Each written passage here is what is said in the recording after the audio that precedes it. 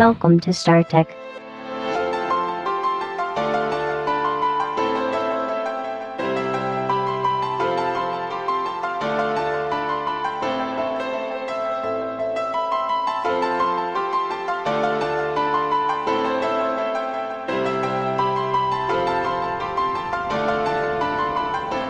Φίλες και φίλοι, καλώς ήρθατε σε ακόμα μια εκπομπή StarTech που αναμεταδίδεται αποκλειστικά από τον μεγαλύτερο ιντερνετικό σταθμό NGRadio.gr.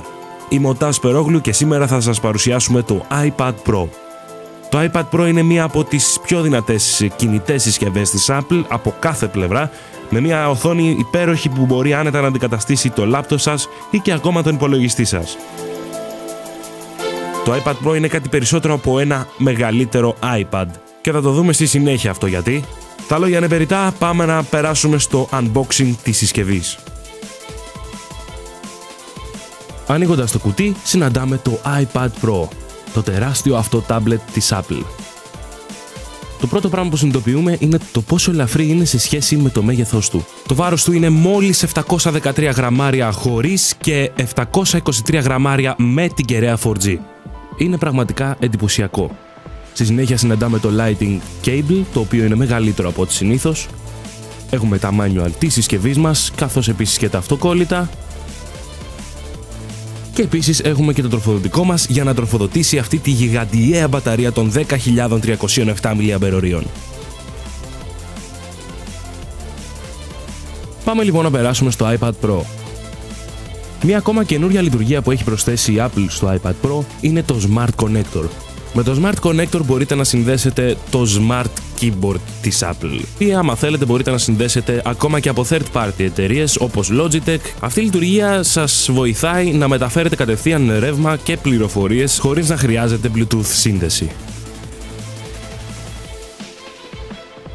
Αφαιρούμε προσεκτικά τη ζελατίνα και κοιτάμε ότι οι αντανακλάσεις είναι αρκετά μειωμένες. Η Apple έχει κρατήσει τις γραμμές της που δίνει και στα υπόλοιπα iPads, δεν έχει αλλάξει κάποια διαφορά στο design, είναι ακριβώς το ίδιο αλλά σε μεγαλύτερο μέγεθος. Το σασί του, το γυαλί, το home button, το Apple logo από πίσω, όλα έχουν μείνει στην ίδια θέση, ακόμα και τα κουμπιά, power button, volume up, volume down.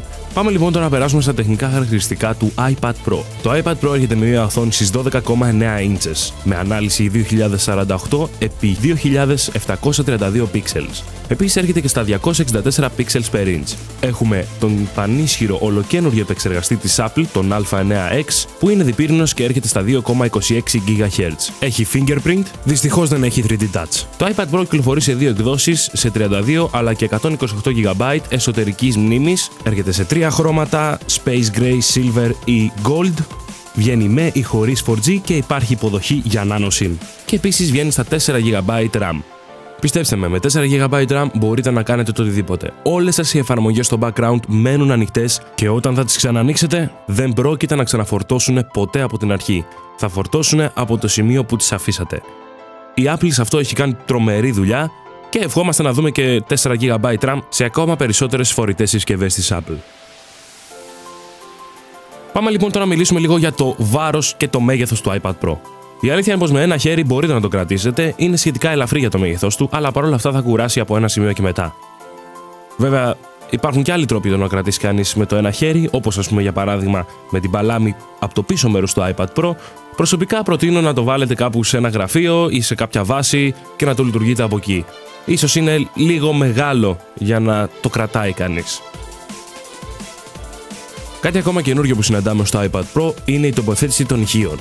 Σε κάθε μία γωνία του iPad Pro θα συναντήσετε και ένα ηχείο, το οποίο είναι απίστευτης ποιότητας, πάρα πολύ δυνατά και ίσως είναι ο καλύτερος ήχος που έχουμε ακούσει μέχρι στιγμής σε οποιαδήποτε φορητή συσκευή. Το iPad Pro νομίζω πως τα ξεπέρασε όλα.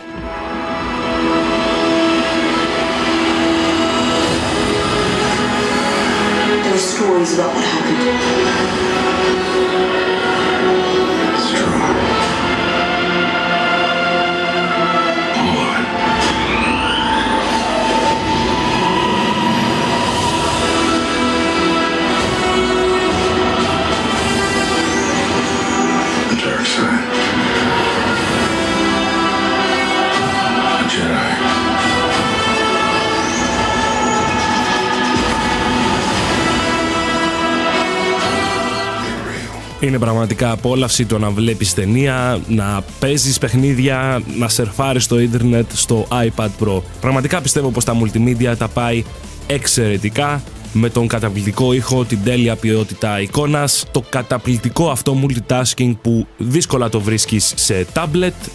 Νομίζω πως αυτό η Apple έχει κάνει μια καταπληκτική δουλειά με τα 4 GB RAM.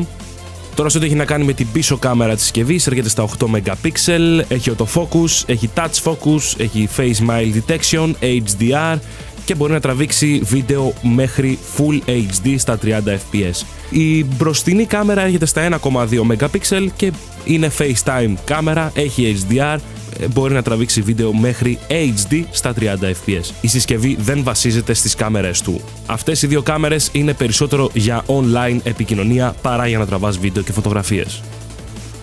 Επίσης η Apple ανακοίνωσε εκτός από το Smart Keyboard και το Apple Pencil που είναι αποκλειστικά για iPad Pro και τα δύο αυτά αξεσουάρ. Το Apple Pencil στην ουσία μπορείς να δημιουργήσεις ζωγραφιές, αντιλαμβάνεται την πίεση που ασκείς πάνω στην οθόνη, αντιλαμβάνεται την κλίση που έχει το Pencil αυτό και έρχεται στα 100 με 120 ευρώ. Περίπου θα το βρείτε στην αγορά, στην ελληνική αγορά. Η αλήθεια είναι πως η Apple με το iPad Pro αυτό προσπάθησε να κάνει. Ήθελε να δώσει στον κόσμο ένα βήμα για τη δημιουργικότητα, για να μοντάρεις πλέον βιντεάκια στο iPad σου, να δημιουργείς μουσική, να ζωγραφίζεις. Ήθελε να δείξει στον κόσμο ότι μπορεί να δημιουργήσει και σε ένα tablet. Και νομίζω πως τα απέδειξε πάρα πολύ καλά.